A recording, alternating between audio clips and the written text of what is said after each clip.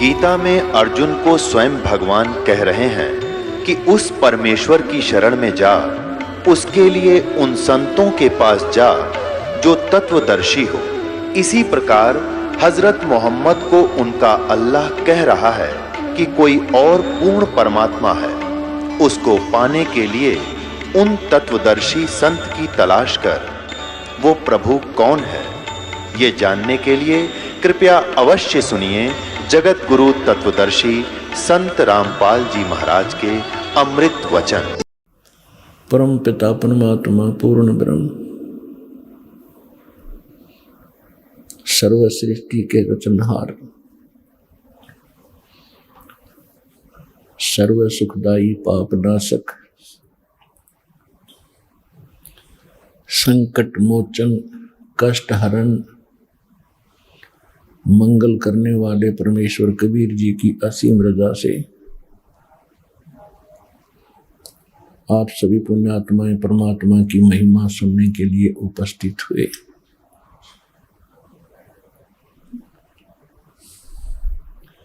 इस मानव को, इस प्राणी को सबसे पहला,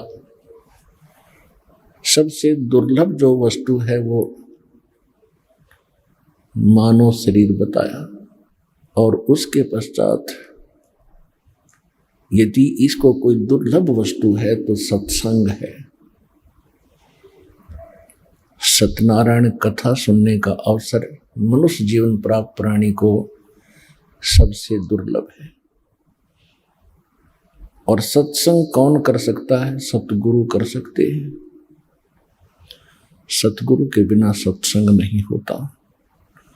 सतगुरु की क्या परिभाषा है? सत्य माने सच्चा, गुरु मीन मार्गदर्शक, टीचर, मास्टर। अब यहां सच्चा शब्द प्रयोग किया है परमात्मा ने। मानुष जन्म दुर्लभ है, ये मिलन बारंबार,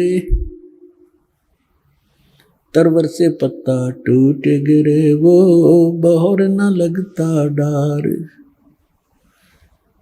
सबसे दुर्लभ वस्तु है मानव शरीर इस प्राणी को, और मानव शरीर प्राप्त प्राणी को सबसे दुर्लभ है सत्संग।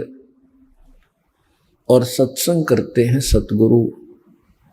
सतगुरु कहते हैं जो केवल सच्चा ज्ञान देता है, जो सच्चा गुरु है।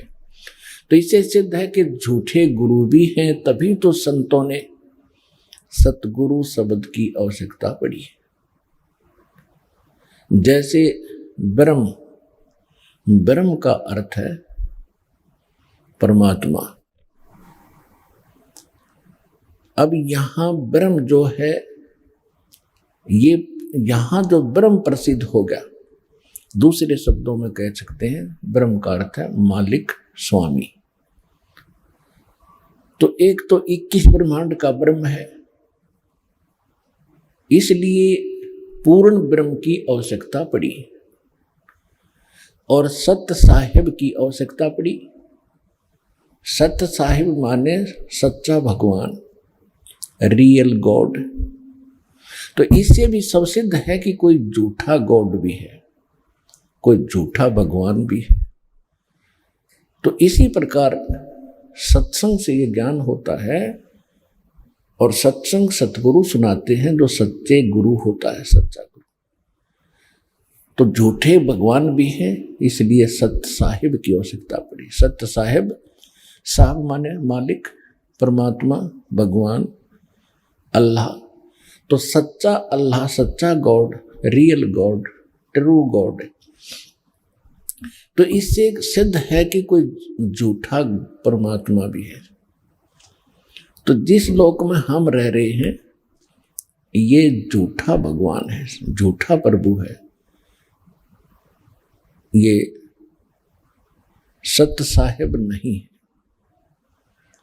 सूक्ष्म वेद में कहा है कि ज्योत मुल्ला माया मग में बैठी, हंसा चुन चुन खाई।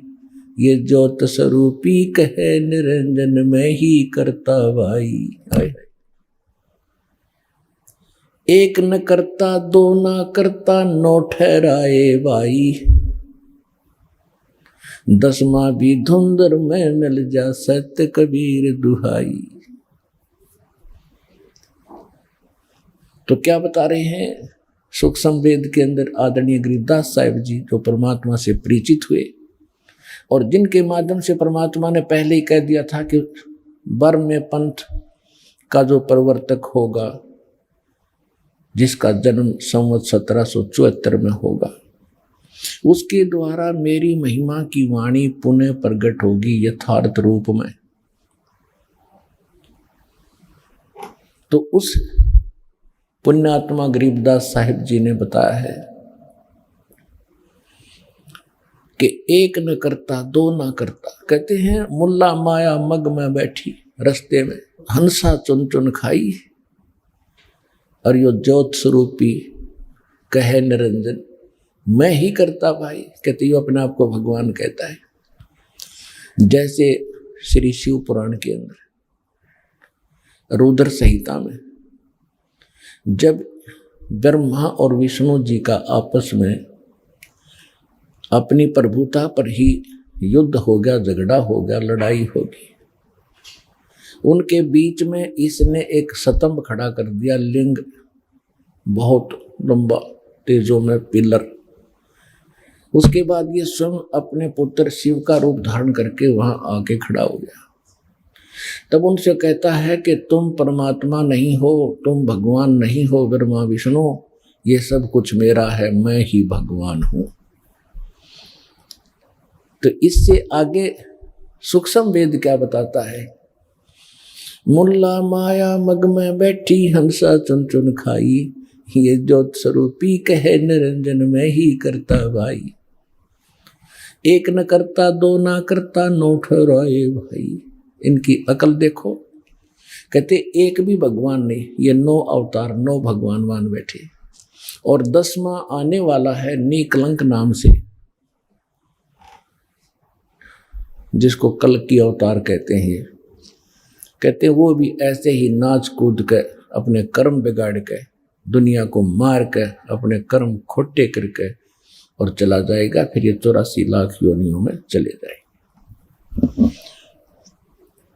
सत्य कबीर दुहाई के एक सच्चा भगवान है तो कबीर साहिब है, और कोई परमात्मा अविनाशी नहीं है, और कोई सत्य साहिब नहीं है। आज का जो प्रसंग है कि परमात्मा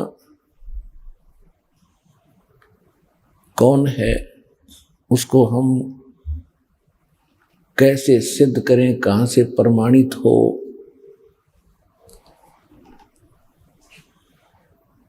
और जब वो परमात्मा प्रमाणित हो जाता है सब सदग्रंथों से, हमें कोई शंका नहीं रहेगी, तब हम परमात्मा मानकर जो साधना करेंगे तब वो भगवान हमें अपना पूर्ण लाभ देगा।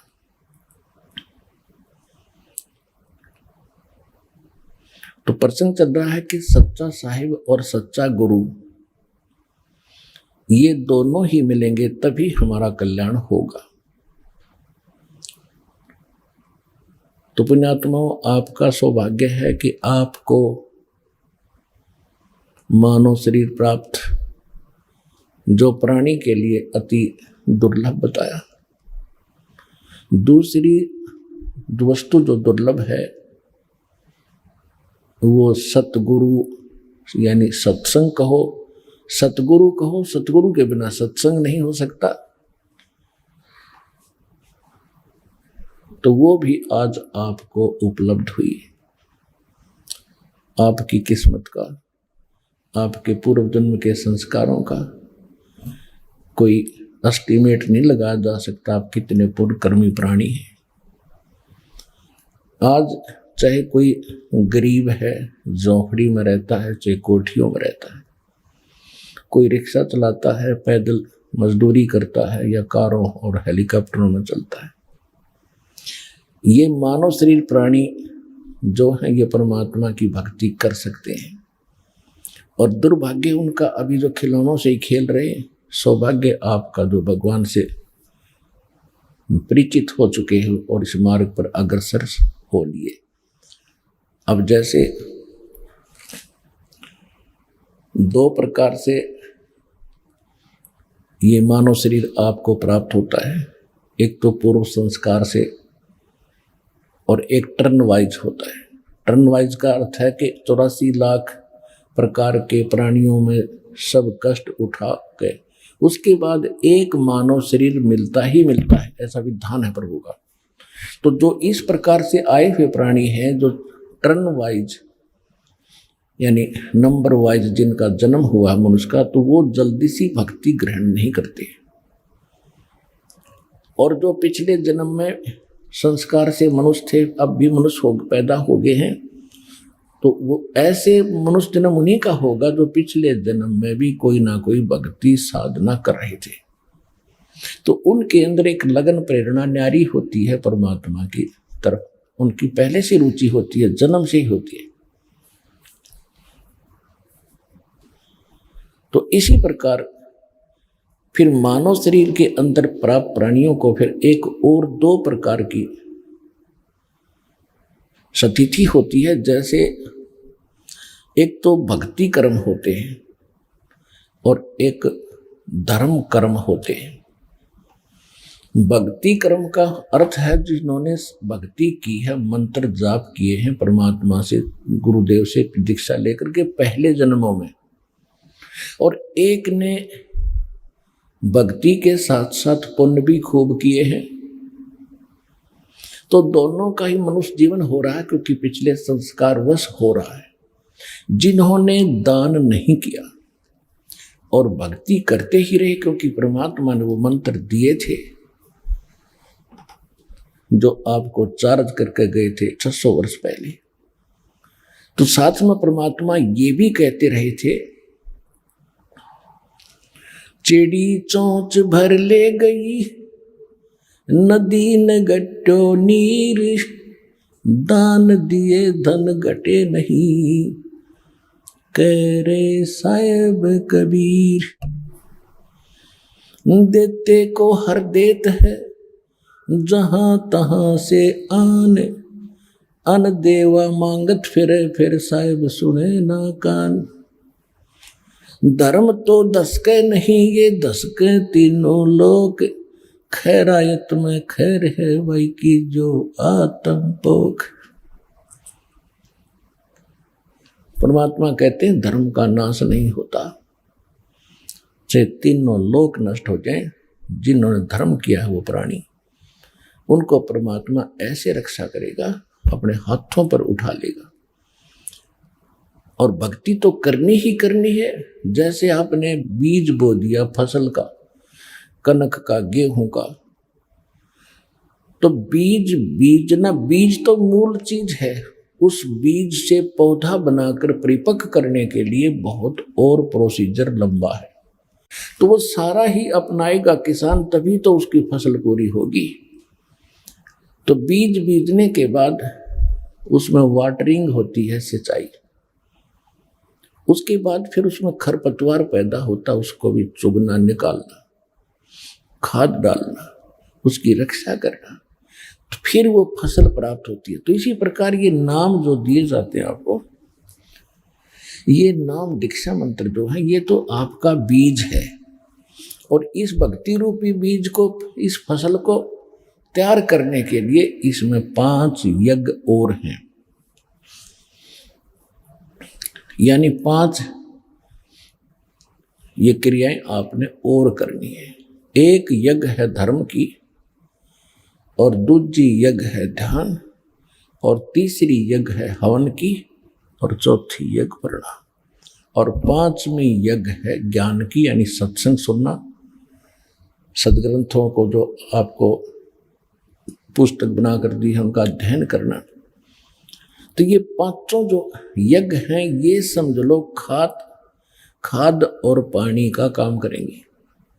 यदि इस भक्ति रूपी पौधे में, बीज में, नाम में आपने ये 5 आइटम नहीं डाले, तो यह भक्ति आपकी अधूरी रह जाएगी, सफल नहीं हो पाएगी। कारण क्या रहेगा कि आप भक्ति कर रहे हो, आप पर और भी संसारिक आपदाएं बहुत आ सकती हैं, उनके लिए धर्म करने से धर्म किया होगा तो भगवान आपकी उन समस्याओं का साथ समाधान कर देगा।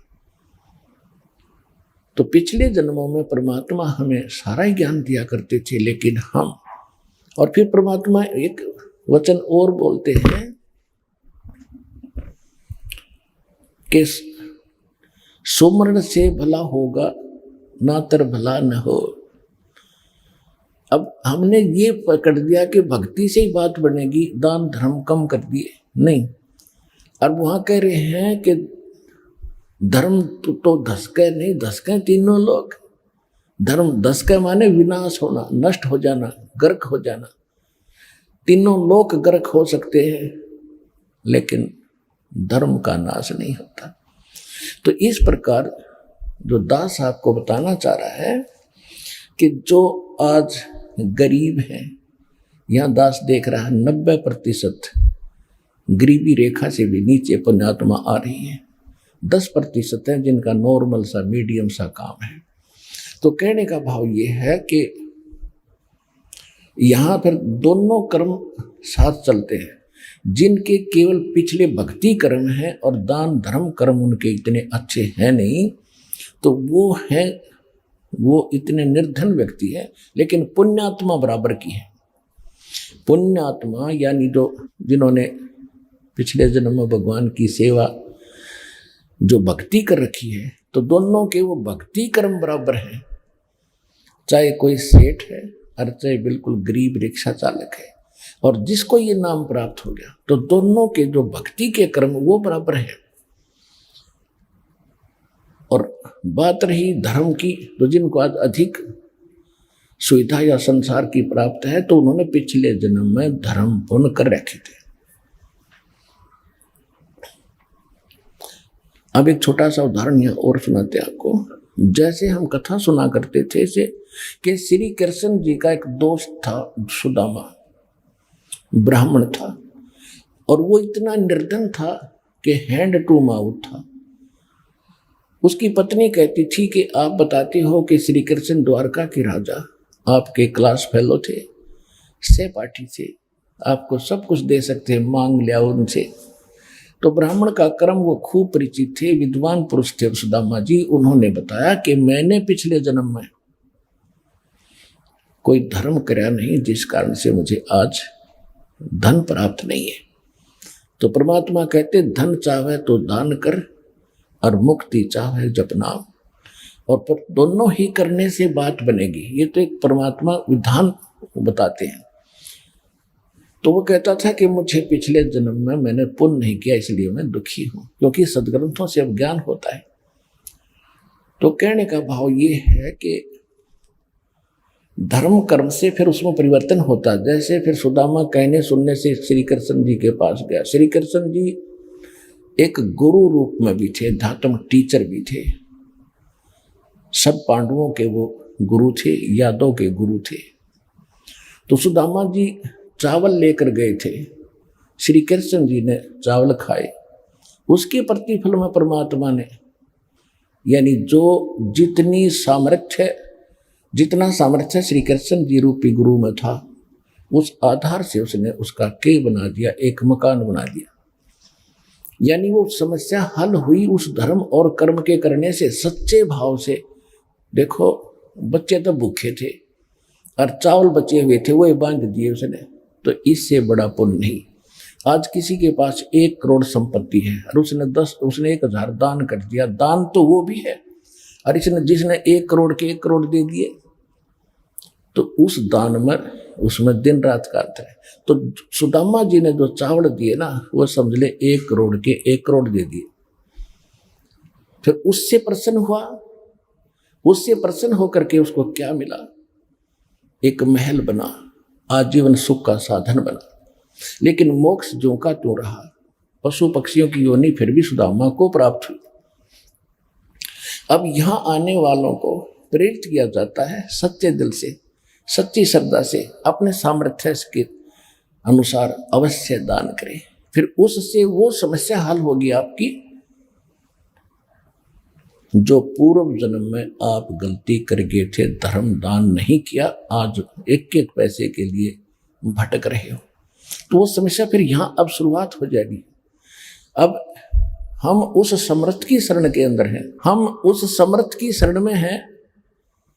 जैसे एक तैमूर लंग नाम का एक लोहार था मुसलमान, और वो इतना गरीब था, कभी कभी उनको आटा भी रोटी भी प्राप्त नहीं होती थी। 2 माँ बेटा थे, और वो क्या करता था कि धनी लोगों की बकरियां भेड़ चराया करता था। एक दिन लेकिन वो थे धार्मिक, पिछले संस्कार अच्छे थे, अतिथि को भोजन अवश्य कराते थे, आप भूखे रह जाते थे, अतिथि को खाना खिलाकर सोते थे। तो इसी प्रकार परमात्मा वहां पहुंच गए एक जिंदा महात्मा के रूप में, जिसमें तैमूर लंग बकरियां चरा रहा था। वहां जाकर उनके पास वृक्ष के नीचे बैठ के भगवान तैमूर लंग ने कहा, महाराज भोजन की सुनाओ। परमात्मा ने कहा, भाई भोजन खाऊंगा।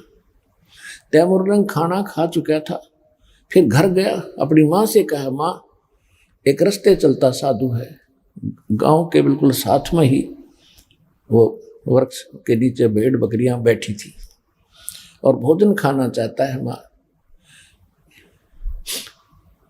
घर के अंदर केवल 2 रोटी, 1 रोटी का आटा था, और बना कर माँ ने रोटी ने बोली, बेटा मैं भी चलूंगी, साधु के दर्शन कर आऊंगी।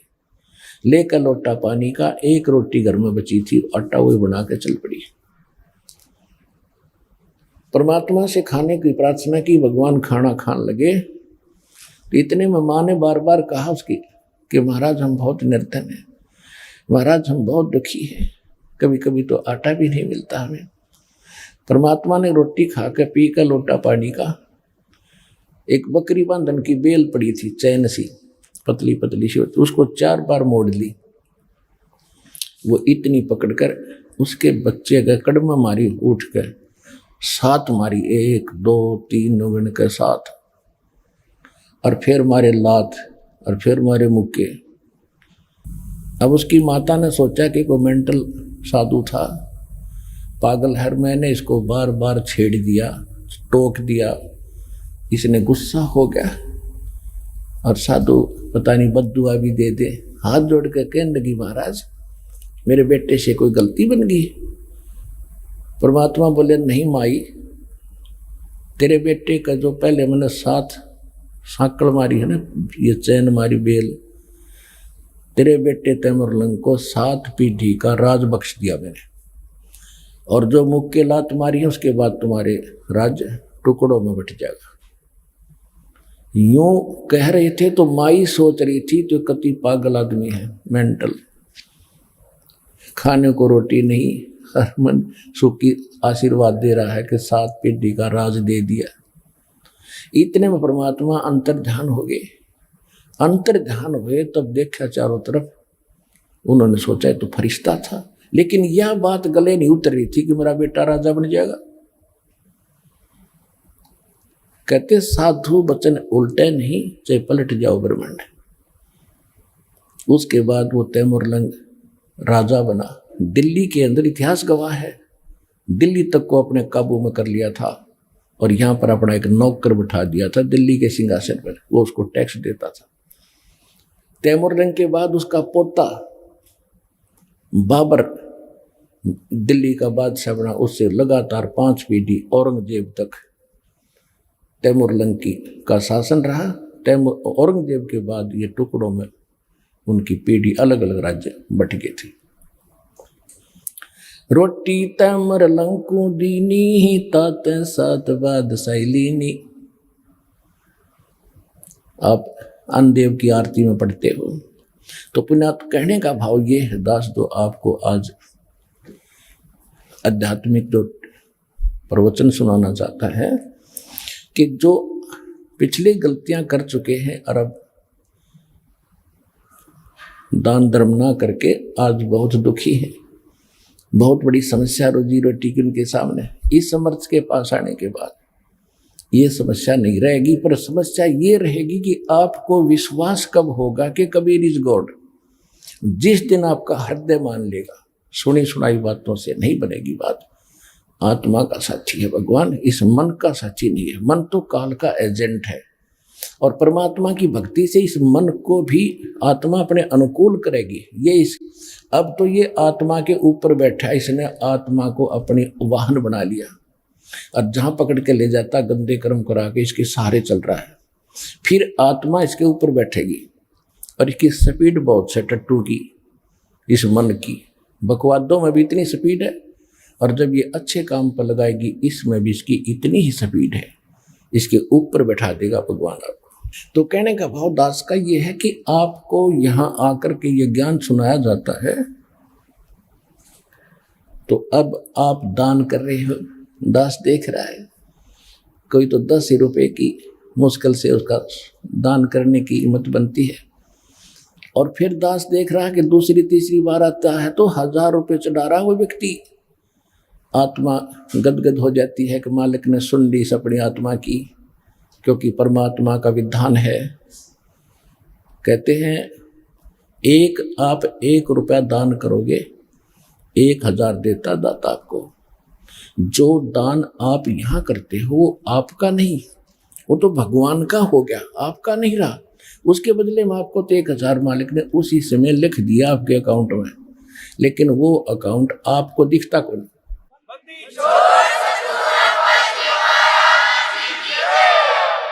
जो अकाउंट परमात्मा ने आपका खोल दिया दीक्षा लेने के बाद, वो बैंक अकाउंट सूक्ष्म है।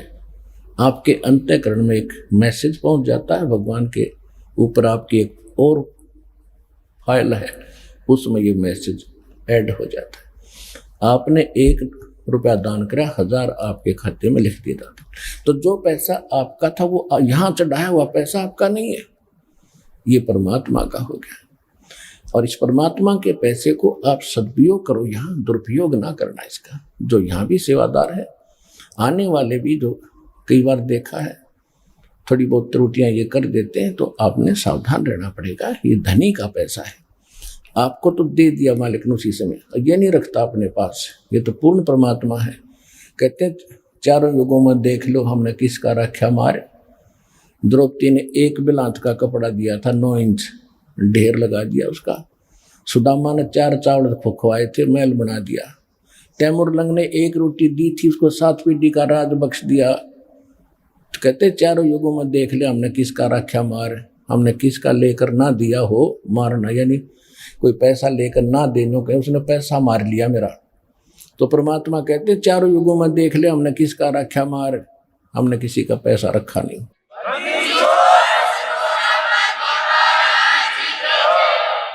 तो सबसे पहले हमारे हृदय में ये समाना चाहिए कि हु इज गॉड, परमात्मा कौन है। और परमात्मा को पहचानने के लिए हमने कौन से प्रमाण स्वीकार्य होंगे। सबसे पहले हमारे सदग्रंथ। हमारे सदग्रंथ कौन से हैं? पवित्र हिंदू धर्म के नाम जो लिख दिए गए हैं, पवित्र 4 वेद, ऋग्वेद, यजुर्वेद, सामवेद, अथर्ववेद, पवित्र श्रीमद् भगवद गीता, पवित्र 18 पुराण। उसके बाद जो उपनिषद है ना, ये तो किसी ऋषि विशेष की अपनी अनुभव की कथा है, वो वेदों और सदग्रंथों इनसे नहीं मिलती है, तो वो उसके घर की है, उसको हमने नहीं चाहिए लेना। दूसरे जो वैसे ये पवित्र वेद, पवित्र श्रीमद् भगवद गीता, पवित्र पुराण, ये हिंदुओं के नहीं थे, मानव मात्र के लिए। उसके बाद विभाग बढ़ते चले गए, तो फिर जैसे कुछ पहले समय में आपस में कटे हुए क्षेत्र थे, जैसे समुद्र पार करके फिर अमेरिका, ये जो US से बोलो हो जिसने, वो इससे कटे हुए थी क्षेत्र से। तो वहाँ फिर काल भगवान ने बाद में ये कटे, पहले तो सिद्धियाँ थी, पहले भी ऐसे वहाँ जाते थे, एक दूसरे से संपर्क करते थे, सिद्धियों से जाते थे। तो उसके बाद वो क्षेत्र कट गया, तो काल ने दोबारा जैसे ईसा मसीह जैसे, बाबा आदम जैसे महापुरुषों का वहाँ जन्म दिया। फिर उसने अपनी छुरी अलग से पढ़ा दी उनको, और उसके बाद फिर ये पुस्तकें बन गई, जैसे तौरात, जबूर, इंजिल, और फिर ये कुरान शरीफ। तो ये तो वैसे वास्तव में ये पवित्र ग्रंथ जो पुराने हमारे सभी मानव मात्र के लिए हैं। फिर भी तो हम इन सभी सदग्रंथों को मान्य है। हिंदुओं को तो ये ग्रंथ मान्य है जो दास ने अभी बताए, पवित्र चारों वेद, पवित्र श्रीमद् भगवत गीता, पवित्र पुराण। उपनिषद तो अलग चीज है, उनको तो भूल ही जाओ। वो तो किसी व्यक्ति विशेष का अपना जो अनुभव, उसने जैसा भगवान जाना उसमें वो कथ दी कथा, वो वेदों और गीता पुराणों से नहीं मिलती, वो ठीक नहीं। और फिर पुराण भी वेद और गीता से नीचे निम्न सत्र में आते हैं। वह श्री ब्रह्मा जी का ज्ञान अनुभव है। ब्रह्मा जी से सुनकर अन्य ऋषियों ने जो अपना अनुभव किया उसमें फिर 18 विभाग कर दिए।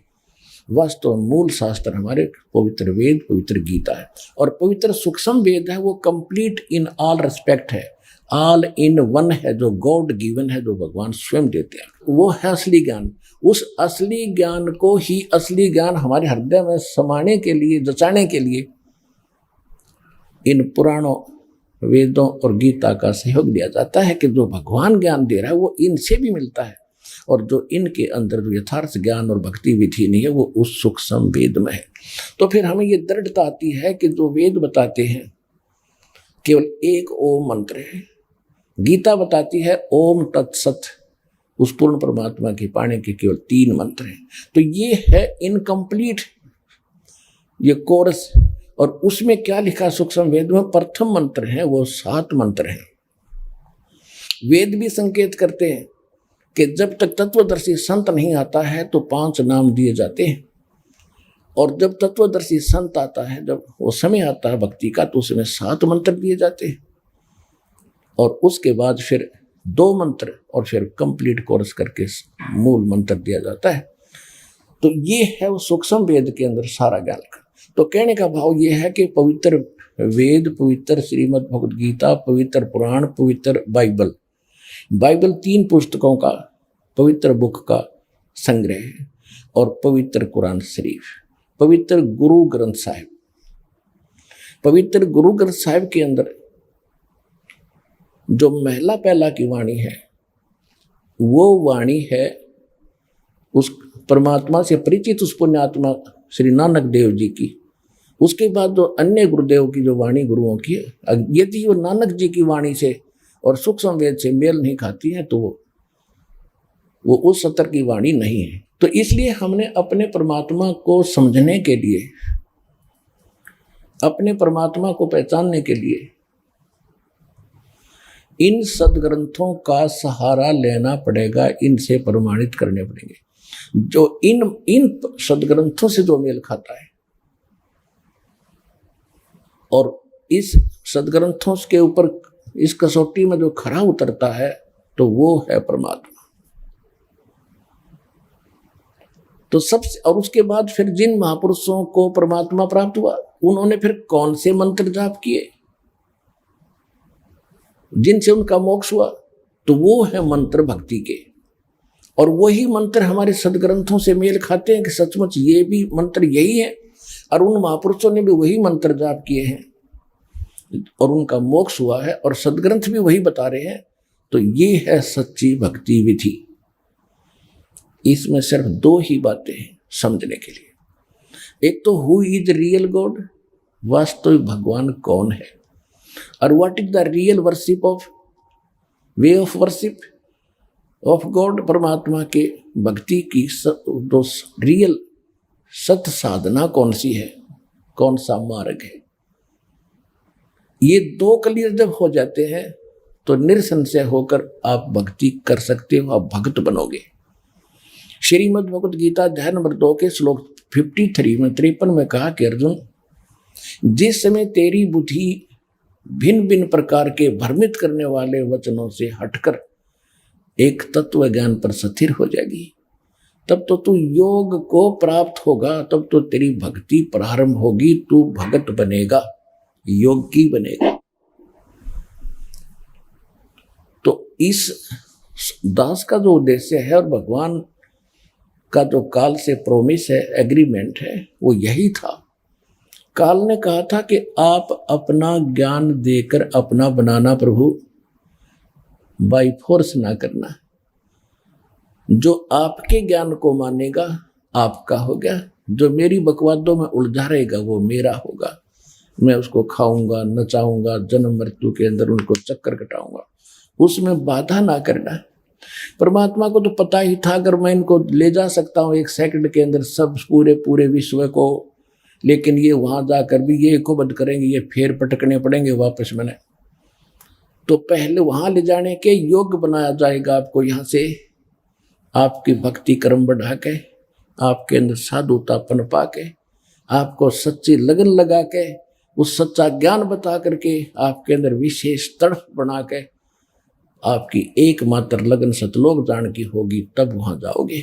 तो उसके लिए ये यहाँ की व्यवस्था और ऊपर की व्यवस्था का साथ साथ चित्रार्थ और वर्णन किया जाता है, ताकि आपका मन इस गंदे लोक तक हटके उस सुखमय लोक में ऐसा प्रेरित हो जा जैसा हम वहां से यहाँ आने के लिए इतने उत्सुक थे। इतनी ही उत्सुकता, इतनी प्रबल प्रेरणा यहाँ से वहां जाने की हो। और ये होगी क्योंकि अभी तक तो हमें ज्ञान का कैख है भी नहीं पता था। हमने तो जन्म मरण के खचड़े कोई पूरा मान रखा, तो बस यही है, इतना ही काम है, मरो सभी मरते हम भी मर जाते हैं, कोई फर्क नहीं पड़ने वाला। अब पता चलेगा इसे बहुत फर्क पड़ने वाला। कोट जन्म हो गया, हमने धक्के खाते, गधे कुत्ते सुअर बन के हम भटकते, थोड़ा सा मनुष्य शरीर है, इसमें सुख का भोजन मिल जाता है, इस पे हम पता नहीं क्या बन बैठे। तो अब हमारी वो ज्ञान की आंखें खोलेगा भगवान, फिर हमने भूत भविष्य और वर्तमान सारा दिखाई देगा। तो जो प्रसंग चल रहा है उसी पर आते हैं।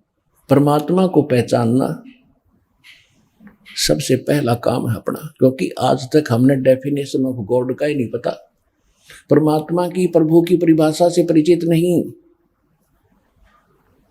कोई कहता भगवान निराकार है, कोई कहता भगवान श्री कृष्ण है, श्री राम है, ब्रह्मा जी, श्री विष्णु जी, श्री ब्रह्मा जी, श्री शिव जी यही भगवान है, फिर हनुमान जी भगवान है, फिर गणेश जी भगवान है, उसके बाद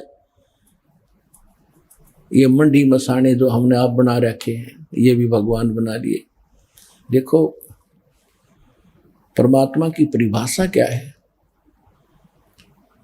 परमात्मा की व्यवस्था ऐसी है जैसे यहाँ आप देखते हो अधिकारी हैं, कर्मचारी हैं, अधिकारी हैं, और फिर मंत्री, मुख्यमंत्री, प्रधानमंत्री हैं, ये सभी साहब कहलाते हैं।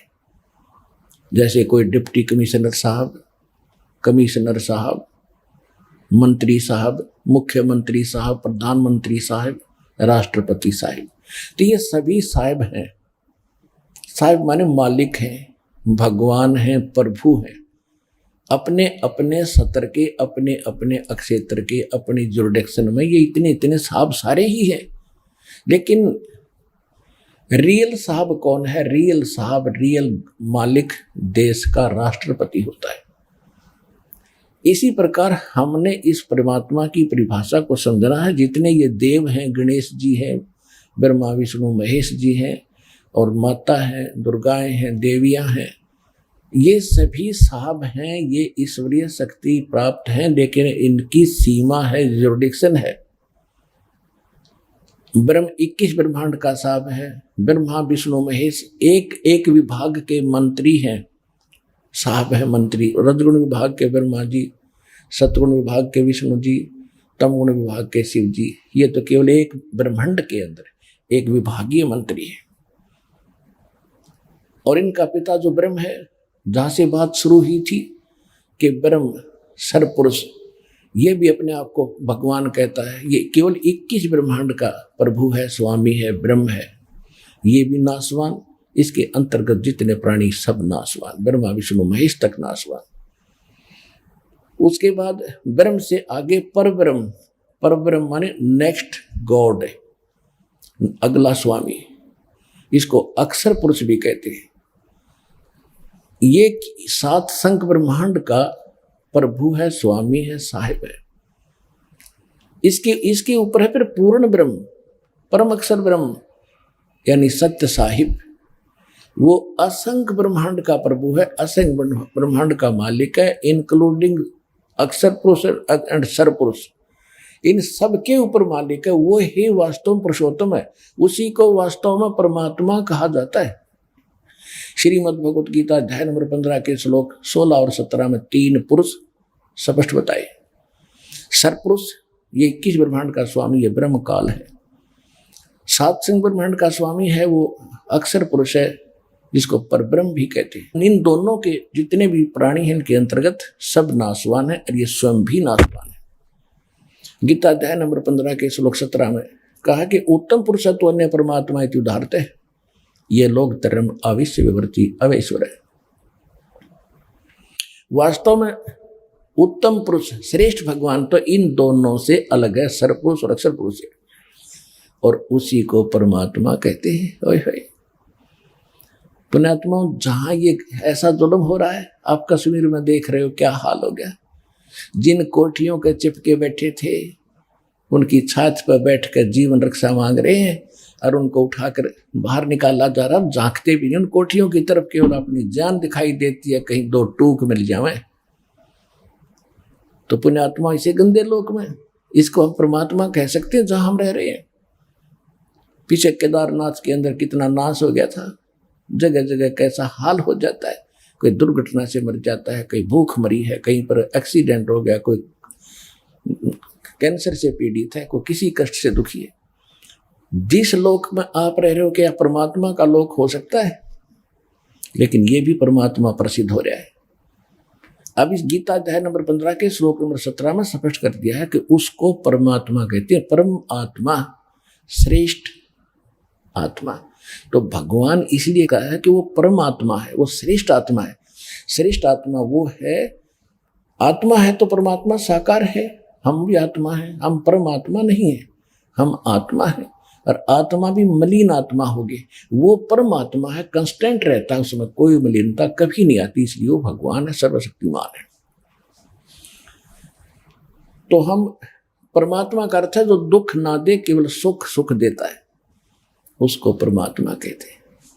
तो यहां स्पष्ट ये भी कर दिया कि वही सभी तीनों लोकों में प्रवेश करके। अब तीन लोक की दो प्रकार स्थिति होती है, जैसे एक तो हरियाणा की राजधानी और एक राजधानी सेंटर की। राजधानी दोनों ही है, कैपिटल दोनों कहलाती है, पर दिन रात का अंतर है। ऐसे ये लोकों का अंतर है। जैसे एक तो ये लोक है पाताल लोक, पृथ्वी लोक और स्वर्ग लोक, ये भी तीन लोक हैं। फिर तीन लोक इससे हटकर हैं। एक तो अक्षर पुरुष का लोक, 21 ब्रह्मांड का क्षेत्र, फिर अक्षर पुरुष का लोक, 7 संग ब्रह्मांड का क्षेत्र, और फिर तीसरा जो लोक है वो सतलोक, ऊपर का जो लोक अविनाशी स्थान है, वो सारा अलग एक लोक है। उसके विभाग भले ही 3-4 हैं आपस, लेकिन ये तीन लोक ऐसे बनते हैं। जब यहां हम ज्ञान सुनाते हैं तो ये तीन लोक अलग होते हैं। तीन लोक का राज है ब्रह्मा विष्णु महेश, ऊंचा धाम कबीर का वाणी विरह विदेश। तो जब यहां तीन लोक की बात की है तो पृथ्वी, स्वर्ग और पाताल तक सीमा है। और जब यहां कह रहा है कि तीन लोकों में प्रवेश करके वही सबका धारण पोषण करता, अब तीन लोक ये ऐसे बन गए। एक 21 ब्रह्मांड का क्षेत्र ब्रह्म का, और 7 संग ब्रह्मांड का क्षेत्र ये परब्रह्म यानी अक्षर पुरुष का, और फिर ऊपर के जो चारों लोक हैं, सतलोक, अलखलोक, अगमलोक और अनामी अकैलोक, ये 4 लोक, वो लोक फिर एक है चारों को मिलकर, और ये 2 लोक ये न्यारे। इस प्रकार ये 3 लोक हैं, क्योंकि अध्यात्म मार्ग का इस पृथ्वी पर इस दास के अतिरिक्त वर्तमान में किसी को पता नहीं, एक कैक है भी पता नहीं है। यह तो दया हुई दाता की।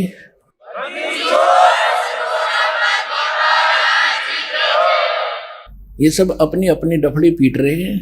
ये तो इतना है कि जैसे आम जनता है, उन्हें अपने काम से मतलब है, और जो साधु संत बना दिए काल ने,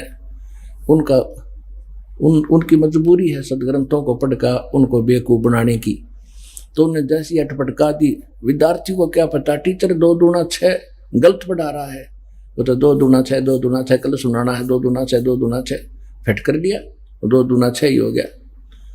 अब 2 दूना 4 बताते हैं तो दस्ती नहीं उनके, क्योंकि 1000 वर्ष से ये सुन रहा 2 दूना 6, लेकिन 2 दूना 4 तो 4 ही रहेगा, कभी ना कभी स्वीकार भी होगा।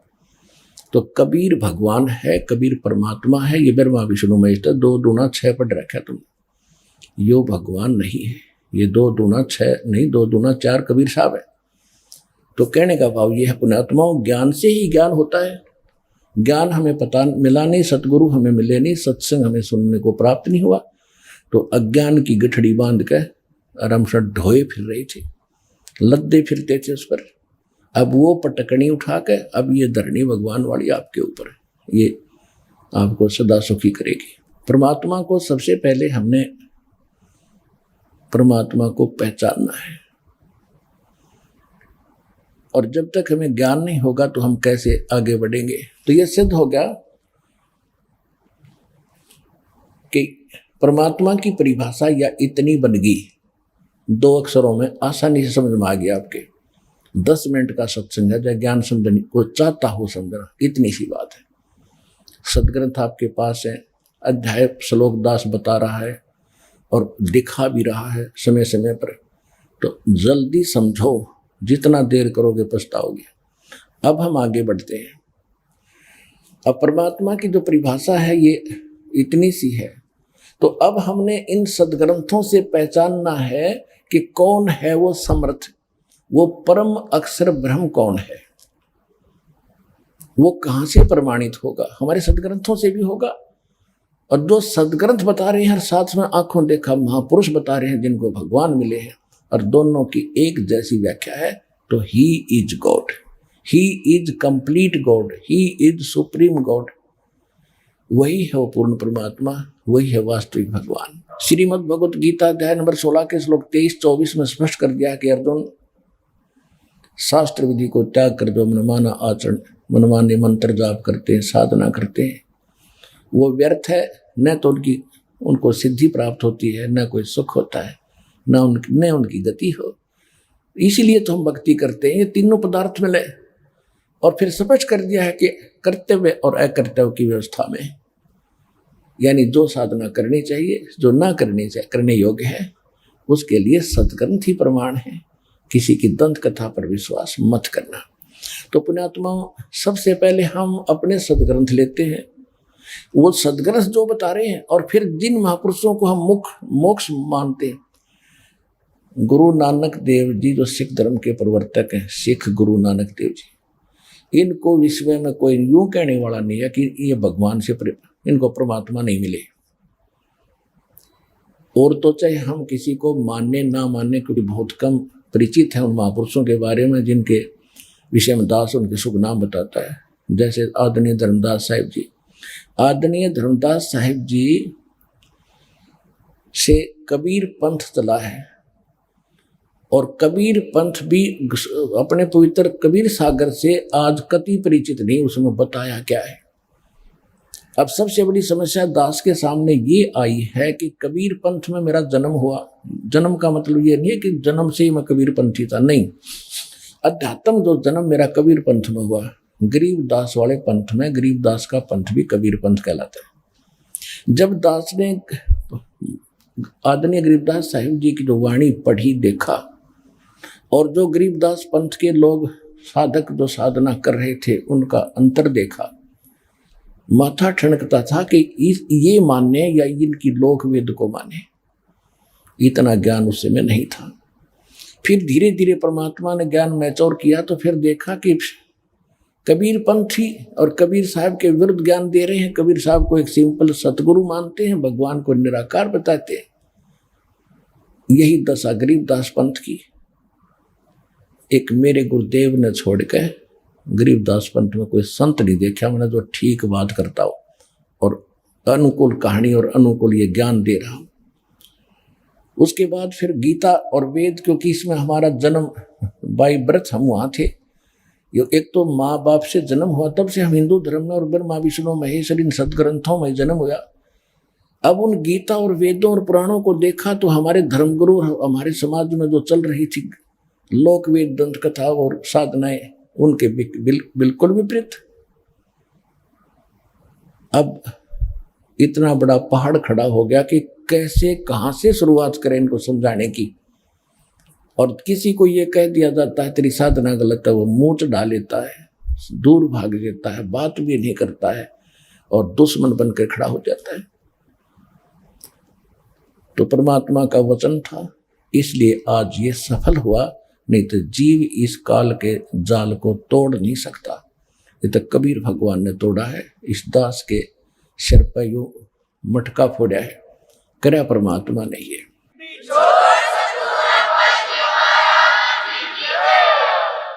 अब परमात्मा की थोड़ी सी पहचान बताएंगे, क्योंकि परमात्मा को जानने के लिए तो ऋषियों ने सारे जीवन भी लगा दिया, तो भी ना समझ में आया उनके। उसका कारण क्या था? वस्तु कहाँ खोजे कहाँ, किसी विधि लागे हाथ, एक पलक में पाइयो खोजी ले लो हाथ। एक सेठ था, उसने अपने बच्चों से बता दिया था कि बेटा अभी मैं तुम्हें धन बताऊंगा नहीं, और मैं लिख कर जाऊंगा एक पैड पे बही में, मेरी कभी मृत्यु अचानक हो भी जाता उस पैड को समझ लेना, उसके आधार से निकाल लेना, और पैड में भी कोड वर्डों से लिख दिया, कोई सेन पढ़ कर चोर ढूंढ लेना, पिता की मृत्यु होगी। बच्चों ने फिर कुछ दिन के बाद क्रियाक्रम करके देखा भी पिताजी धन घना बतावे थे और पैड में लिख रखा बतावे थे। वह पैड देखी, बही देखी, उसमें लिखा पाया कि चांदनी 14 रात के 12 बजे मंदिर के गुम्बज में सर्वधन दबा रखा है। अब उन्होंने कुछ दिनों के बाद के देखा, रात के 12 बजे वो मंदिर का गुम्बज फोड़ा, मंदिर का गुम्बज फोड़ कर देखा, उसमें कुछ नहीं पाया। तो बड़े चिंतित हुए कि इतना धन, और पिताजी तो गलत लिख गए, ये तो बहुत, अब वो मिलेगा नहीं, क्योंकि जहां उन्हें लिखा वो हमें मिला ही नहीं, तो और जगह खोज कहाँ सकते। बड़े चिंतित उदास थे। तो उनका मित्र था उनके पिता का एक लाला जी, वो शोक व्यक्त करने के लिए आया, क्योंकि पहले ऐसे साधन थे, कई दिन महीनों पीछे पता चलता था कि मृत्यु होगी मित्र की। बच्चों ने अपनी समस्या बताई कि अंकल जी ऐसे ऐसे मेरे पिताजी ने धन लिखा था, वहां मिला नहीं, और हमने तो बड़ी चिंता होगी, बहुत गुना धन है। उसने कहा कि बेटा दिखाओ कहाँ लिखा है, मैं देखता हूँ। उसने देखा, उसमें लिखा था चांदनी 14 रात्रि के 12 बजे, और मंदिर के गुम्बज में सारा था। हाँ, गुम्बज तूने तोड़ रखा मंदिर का। तो गांव वाले कहने लगे, निकम्यो तेरा बाप तो ऐसा धार्मिक था, मंदिर बनाया तो तोड़न लग गए। तो उन्हें शर्मिंदा ने कहा, जी हम इन्हें बढ़िया बनावाएंगे, पिताजी का आदेश है। वहां तक नो इज्जत बचाई। फिर उसका वो अंकल कहने लगा, बेटा इस गुम्बज को फिर तैयार करो, और अगली 14 चांदनी को मैं आऊंगा, फिर बताऊंगा धन कहाँ पर है। उन्होंने मंदिर दोबारा बनवा दिया, गुम्बज ऐसे ही। तो रात्रि चांदनी 14 रात के 12 बजे उस मंदिर की जो छाया जहां गिर रही थी, उस मंदिर के पास आंगन में गुम्बज जहां नजर आ रहा था, 12 बजे या 2 बजे जैसा उसने बताया, चांदनी 14 को मंदिर की जहां भी छाया जा रही थी गुम्बज की, क्या बेटा इस यहां निशान लगा आंगन में, वो कच्चे आंगन में, यहां खोदो। वो खोद जाता, ज्यों का त्यों पा गया, और वहां फोड़ा मंदिर के गुम्बज ने। ये कोड वर्ड थे। तो ये सदग्रंथ जो है, इनमें परमात्मा ने कोड वर्डों में धन दाब रखा था। ये कोड वर्ड इस दास का समझ में आए, अब खोल दिया भंडारा। जिन महापुरुषों को परमात्मा मिले, जिनके शुभ नाम दास बार बार बताता है, उनको छोड़कर सब ने गुम्बज फोड़े। वो स्थान नहीं मिला उस खजाने का जो हमारे ही सदग्रंथों में आंगन में दबा पड़ा था। इस दास ने आके खोला, जो का तू पाया, राजा अपने खर्चा और खाया।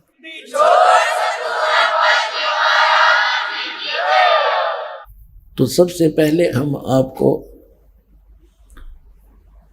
आदरणीय गरीबदास साहिब जी को परमात्मा मिले, ये कथा आपको बहुत बार सुना रखी हमने। थोड़े से हिंट आज देकर आज का विषय पूरा करेंगे। आदरणीय गरीबदास साहिब जी गांव छुडानी, जिला झज्जर, हरियाणा प्रांत में जाट किसान के घर उनका जन्म था। 1450 एकड़ जमीन थी, बहुत बड़े किसान थे और वहाँ उनके नानके थे, अपने नानका में रहा करते थे क्योंकि उनका कोई मामा नहीं था। इसलिए उनके नाना जी ने उनके पूज्य पिताजी यानी गरीबदास जी के पूज्य पिताजी को वहाँ पर घर जमाई रखा था, सारी संपत्ति उनके नाम कर दी थी। गरीबदास जी का जन्म वहीं हुआ था जब वो 10 वर्ष के हो चुके थे। खेतों में अपने ही गौओं को चराने जाया करते थे। गांव के अन्य व्यक्ति भी अपनी गौओं के उन्हीं के खेतों में चराया करते थे क्योंकि बहुत ज़्यादा जमीन थी।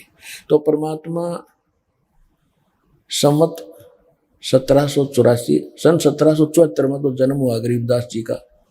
10 वर्ष के बाद जब वो 10 वर्ष के हुए तो भगवान मिले संवत 1784 में, सन 1727 में।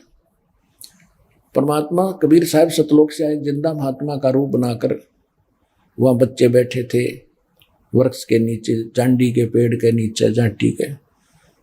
दिन के 10 बजे के आसपास फाल्गुन उतरते की द्वादशी, फाल्गुन सुदी द्वादशी, चांदनी द्वादशी, तो उस समय गर्मी हो जाती है। वृक्ष के नीचे बैठकर खाना खा रहे थे। परमात्मा, एक रास्ता जाता है छुडानी से कबलाना गांव है, छुडानी गांव से कबलाना गांव को कच्चा रास्ता जाता था, अब तो पक्की सड़क बन गई है। वहाँ जांडी का पेड़ था। परमात्मा पीछे से आए, उस रास्ते से वहीं उतरे सतलोक से आकर, एकदम फिर अतिथि रूप बनाकर चलने लगे, साधु रूप। तो वहाँ बैठ के तो सभी वहाँ उपस्थित पालियों ने, ग्वालों ने कहा महाराज भोजन पाओ। परमात्मा ने कहा भोजन में खा के आया हूँ। फिर कहा जी भोजन नहीं खाओगे तो दूध तो पीना ही पड़ेगा, हम बगैर कुछ खाए पिए साधु अतिथि को नहीं जाने देते हैं। परमात्मा ने कहा मैं कुंवारी गायों का दूध पीता हूँ, ये पिला दो भाई। तो वो कहने लगे ग्वाले के महाराज आपकी दूध पीने की नीत नहीं है, आप तो मजाक कर रहे हो। तो गरीबदास जी एक छोटी सी बच्चिया को लाए पकड़कर, जिसने दूध पीना छोड़ रखा था और अभी उसको बैल ने टच नहीं किया था, यानी कंवारी, अंडरस्टूड है, कंवारी शब्द पर्याप्त है, उसको लेकर आए।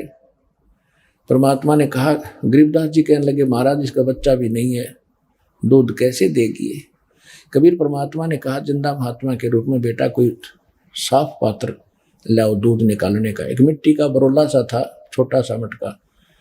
गरीबदास जी को कहा कि इसके नीचे रख के बैठ के रख। वो पकड़ के बैठ गया बछिया के नीचे, सतनों के नीचे।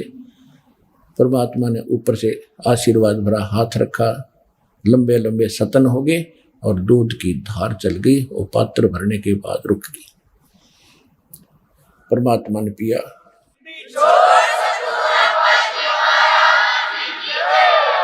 गरीबदास जी ने परमेश्वर को दिया, ले महाराज पी लो।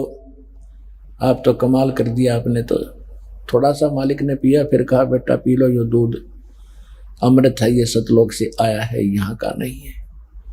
लेकिन जो बड़ी उम्र के एज्ड जो पाली थे, ग्वाले थे, वो कहने लगे हम नहीं पीवे, ये तो कंवारी गाय का दूध निकाल दिया जादू जंतर से, पाप का दूध है, हम नहीं पिएंगे, उठकर चले गए। गरीबदास जी कहने लगे महाराज मुझदास का आपका कब मिले ये अमृत।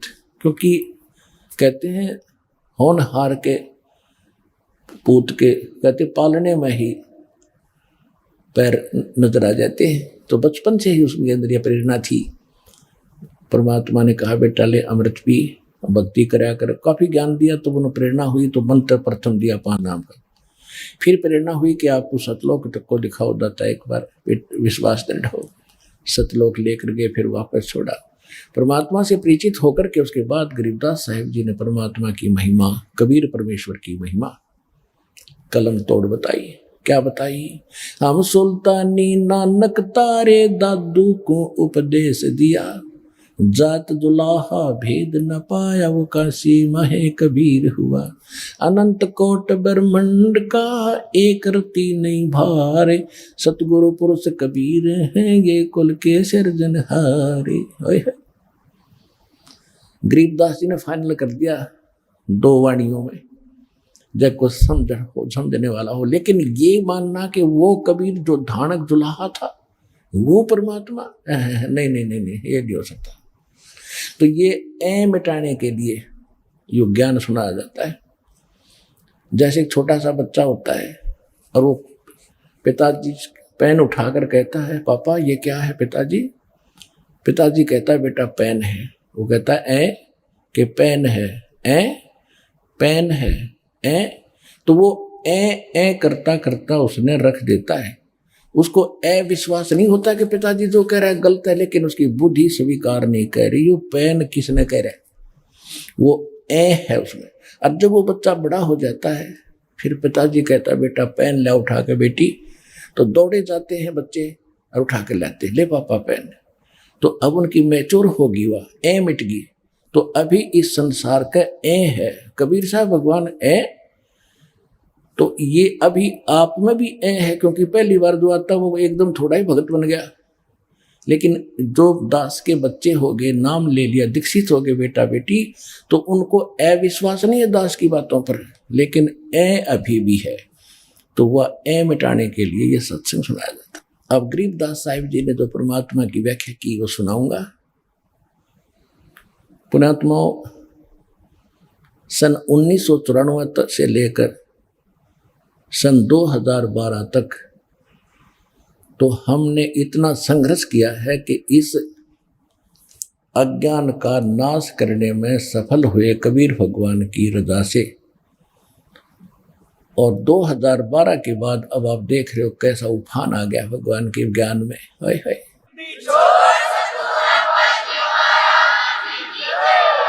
731 पृष्ठ पे लिखा है कि नीच दात परदेसी खिन आवे तल जावे, अरता की संगत नानक रहंदा क्यों कर मुंडा पावे।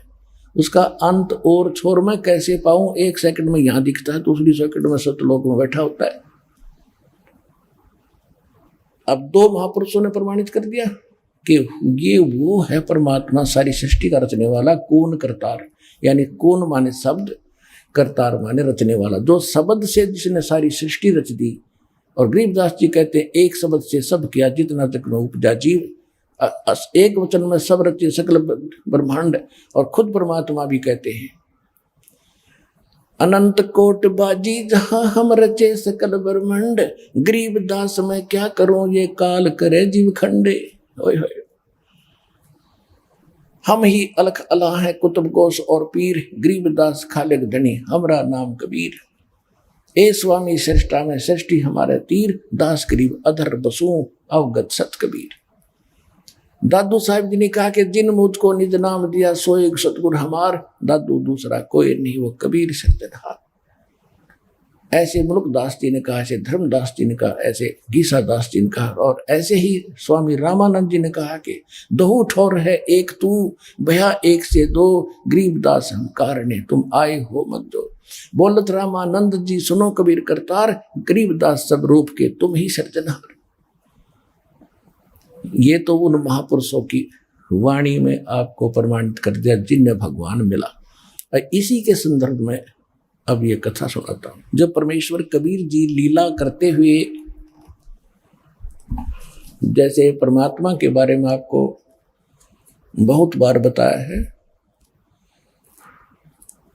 कि ज्येष्ठ सुदी पूर्णमासी संवत 1455 सन 1398 को परमात्मा सतलोक से आकर एक शिशु रूप धारण किया था। लहर तारा नामक एक सरोवर में कमल के फूल पर, वहां पर एक अष्टानंद नाम के ऋषि जो रामानंद जी के शिष्य थे, वो भी इसके प्रत्यक्ष दृष्टा थे। उन्होंने रामानंद जी को जाकर बताया था सारी घटना। उधर से नीरू नीमा जो निसंतान जुलाहे थे, वो स्नान करने के लिए उसी तालाब पर जाते थे जो गांव उनकी रिहाज से, रेजिडेंस से, झोंपड़ी से 3-4 किलोमीटर दूर था वन में। जहां गंगा का जल ही लहरों द्वारा उछलकर इकट्ठा होता था वर्षा के दिनों में,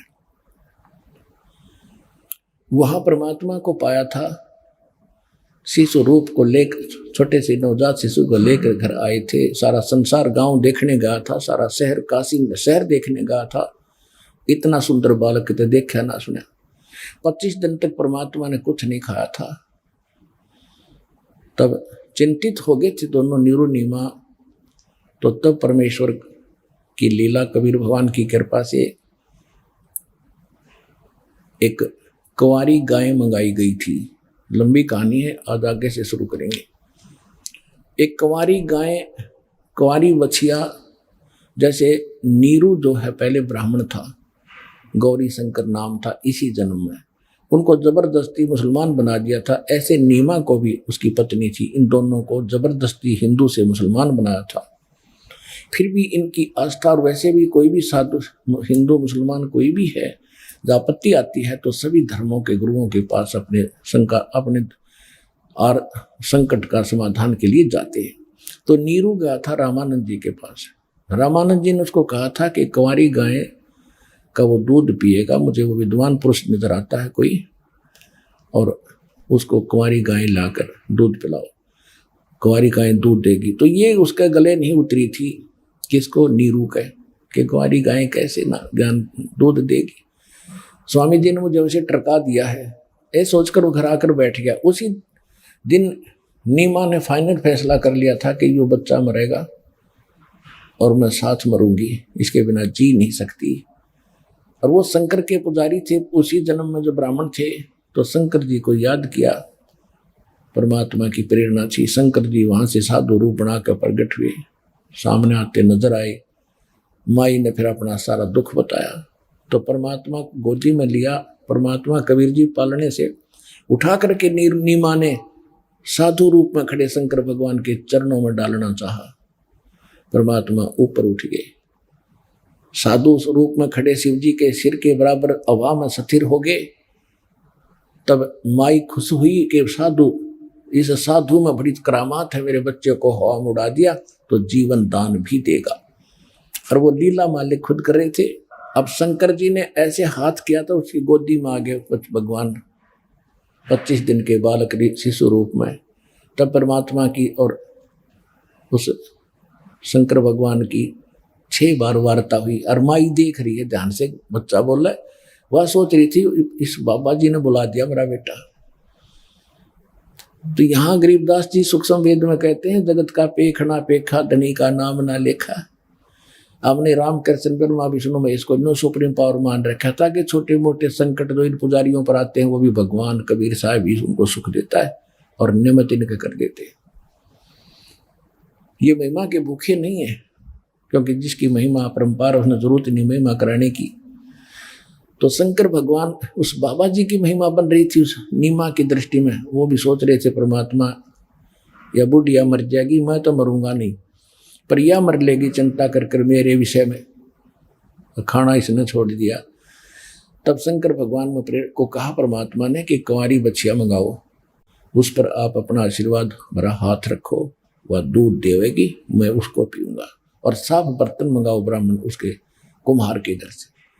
तब नीरू को बताया गया, और उधर से रामानंद जी ने भी यही कहा था, तो उसके कुछ आशा जागी। और उसने कहा महात्मा ने कि तुम लाओ बच्चा।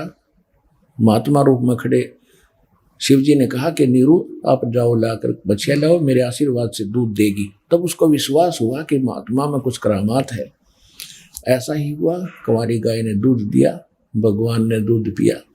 तो आज तक हम जिन सदग्रंथों को सत्य मानते रहे, ऋग्वेद मंडल नंबर 9 सूक्त नंबर 1 मंत्र 9 में स्पष्ट लिखा है कि जब भगवान परमात्मा, अमर पुरुष पूर्ण परमात्मा, जब शिशु रूप धारण करके अपनी लीला करने प्रत्येक युग में आते हैं, तो वो कुंवारी गाय से उनकी परवरिश की लीला होती है, ऐसा लिखा है।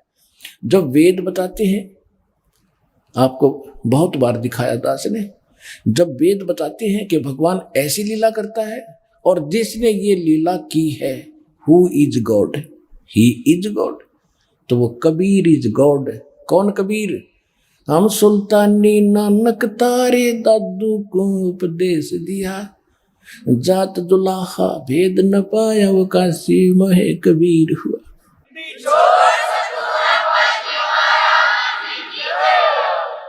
अब गरीबदास जी की अमर वाणी आपको सुनाएंगे। अपने आत्माओं, जैसे अभी तक हम जो भी कथा कहानी सुनते थे, जो दास आपको अभी तक ज्ञान सुनाता रहा, वो प्रमाण अधिक देता रहा। सदग्रंथों को रूबरू करके आपको इस सत्र पर लाया हूं कि अब जो दास मालिक की वाणी पढ़कर सुनाओगा, आपका सारी सत्य विश्वास होगा।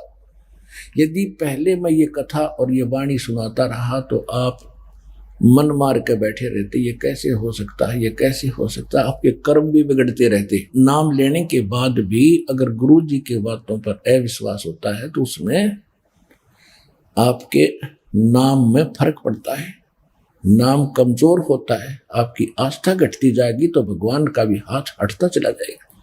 तो इसलिए दास ने पहले लगातार 10, 12, 13 वर्ष तक एक ही रट रखाई, सब प्रमाण दिए, सदग्रंथ दिखाए, ताकि आपको ABCD पढ़ाई भक्ति की, और अब इस योग्य हुए हो कि इस गूढ़ रहस्यों को समझोगे जो सदग्रंथों में प्रमाणित है। अब जैसे तुलसीदास जी ने लाखों वर्ष पूर्व घटी घटना रामायण की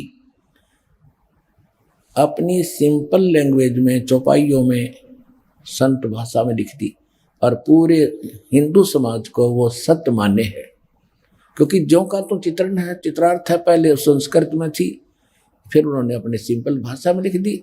ऐसे ही गरीबदास जी ने उस परमेश्वर की, कबीर परमात्मा की, असीम ब्रह्मांड के स्वामी की महिमा तुलसीदास की तरह आंखों देखी लिख दी। तुलसीदास ने तो सुनी सुनाई लिखी, और परमात्मा गरीबदास जी ने आंखों देखा भगवान का, और यहाँ तो उनकी दया से उनकी दिव्य दृष्टि खुली, वो सारा ज्ञान इसमें लिखा, वो सुनाता हूं।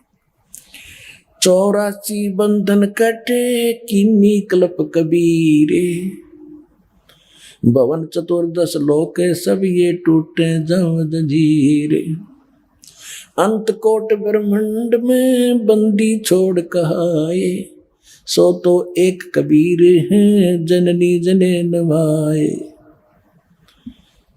शब्द स्वरूप साहेब जनी, शब्द से अंध सब माही, बाहर भीतर रम रहा जहां तहां सब ठाई। ग्रीब जल थल पृथ्वी गगन में वो बाहर भीतर एक, पूर्ण ब्रह्म कबीर हैं वो अवगत पुरुष अलेख। सेवक होके उतरे इस पृथ्वी के माही, जीव उदाहरण जगत गुरु बार बार बलि जाही। अब गरीबदास साहिब जी क्या बता रहे हैं? जल थल पृथ्वी गगन में बाहर भीतर एक, पूर्ण ब्रह्म कबीर है वो अविगत पुरुष अलेख। जैसे सूर्य आकाश में है, लाखों को किलोमीटर दूर है, वह साकार है, उसकी उष्णता, उसका प्रकाश हमें यहाँ प्राप्त है।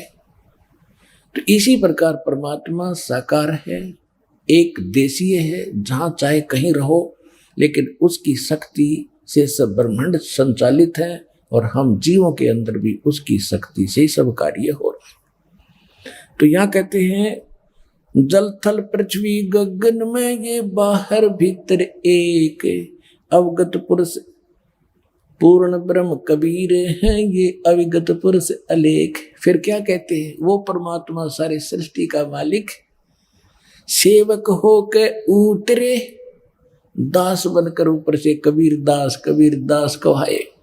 सेवक हो के उतरे इस पृथ्वी के माही, जीव उदाहरण जगत गुरु में बार बार बलि जाही। गरीबदास जी कहते हैं बलि हरि जाऊं उस परमात्मा पे, यहाँ दास बन के कबीर दास धानक जुलाहा ऐसे दिखा रहा जैसे हैंड टू माउथ। वो तो इसलिए दिखा रहे थे कि बच्चों इस गंदे लोक में घड़ी कोठी बंगला के पीछे ना पड़ो, अपना जीवन नाश मत करो, मुझ पर विश्वास करो, मैं जैसे रह रहा हूं मेरी तरह रहो। मैं क्या भूखा मर गया? 18 लाख व्यक्ति आए थे, उनको मोहन भोजन खिला दिया, तो तुम्हें भी मैं ऐसे ही खिला दूंगा, ऐसे ही रखूंगा। तुम मेरे अनुकूल चलो, मेरी मर्यादा में रहो, बस इतनी सी।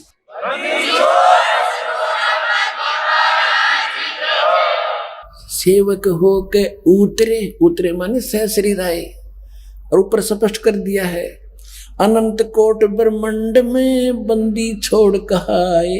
बंदी छोड़ यानी सबके बंधन छुड़ाने वाले, कैद से मुक्त कराने वाले।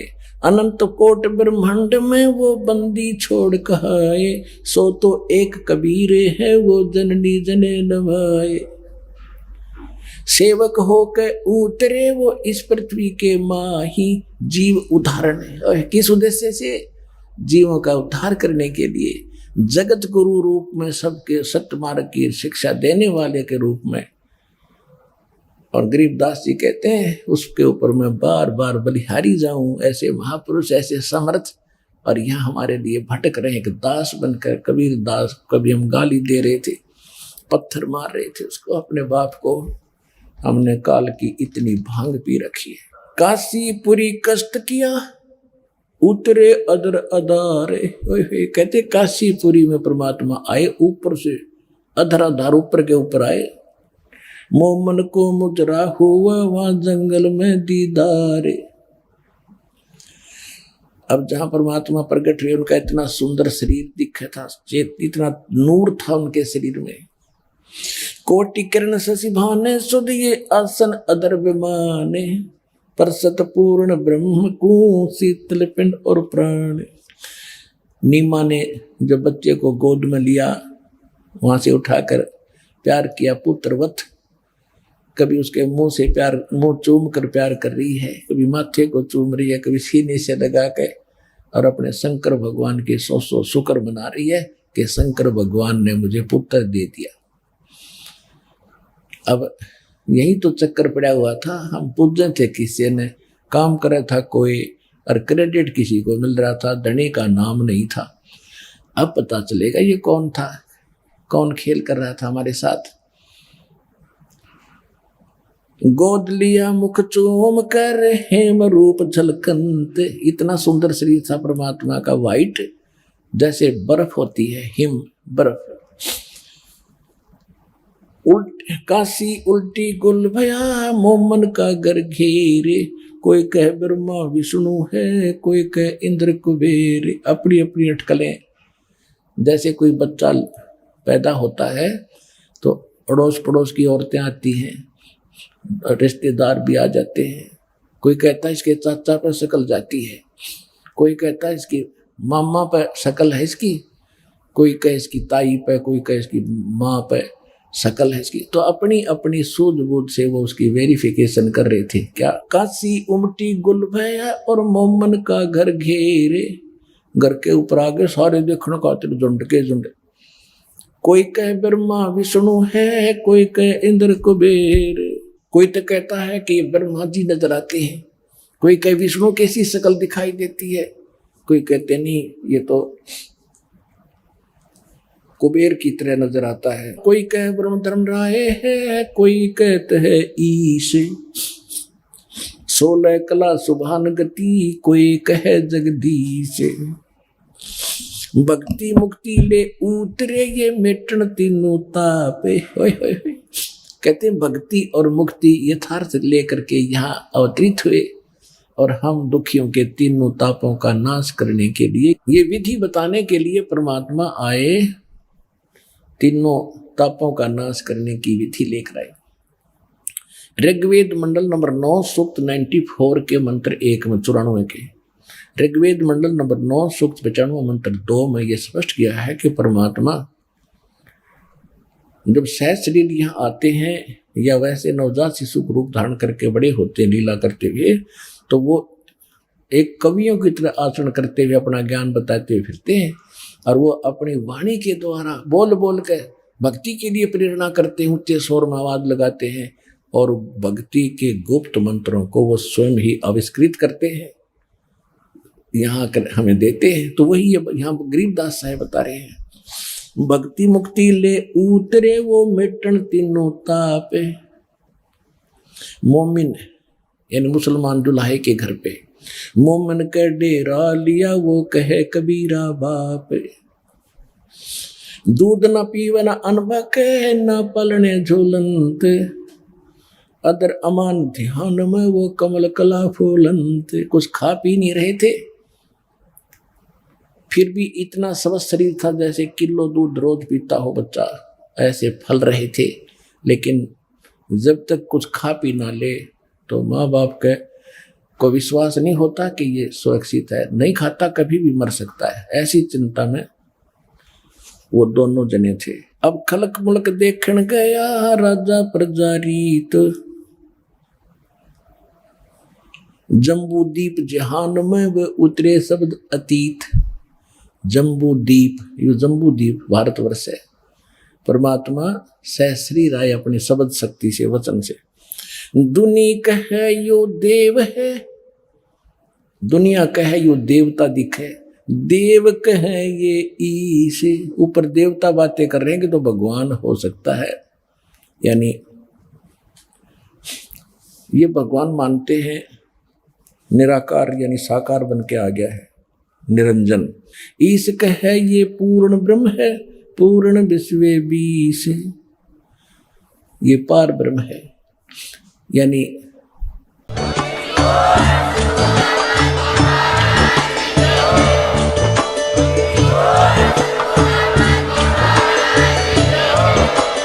आप सुन रहे थे जगत गुरु तत्वदर्शी संत रामपाल जी महाराज जी के मंगल प्रवचन। अधिक जानकारी के लिए विजिट कीजिए हमारी वेबसाइट www.jagatgururampalji.org। संत रामपाल जी महाराज जी के शुभ आशीर्वाद से पूरे विश्व भर में 500 से भी ज्यादा नाम दीक्षा केंद्र हैं, जिन पर संत रामपाल जी महाराज जी द्वारा ऑनलाइन निशुल्क नाम दीक्षा दी जा रही है। अपने नजदीकी नाम दीक्षा केंद्र का पता करने के लिए संपर्क करें 8222880541।